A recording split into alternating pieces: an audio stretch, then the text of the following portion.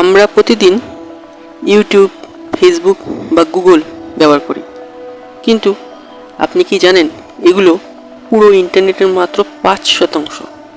ইন্টারনেটের একটি বিশাল অংশ আমাদের সাধারণ ব্রাউজার থেকে অদৃশ্য। একে বলা হয় ডিপ ওয়েব, এবং আরও গভীরে লুকিয়ে আছে এক রহস্যময় জগৎ যার নাম ডার্ক ওয়েব। আজ আমরা এই পর্দার আড়ালে জগৎ নিয়ে কথা বলবো।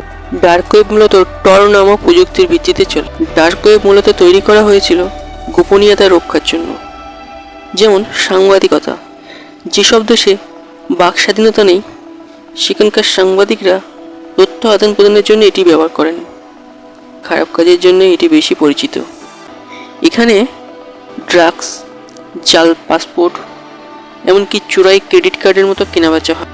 এছাড়া হ্যাকিং সার্ভিস, হ্যাকাররা এখানে তাদের সার্ভিস বিক্রি করে। তবে মনে রাখবেন, এখানে পা রাখা মানেই হ্যাকার এবং স্ক্যামারদের ফাঁদে পড়ার ভয়।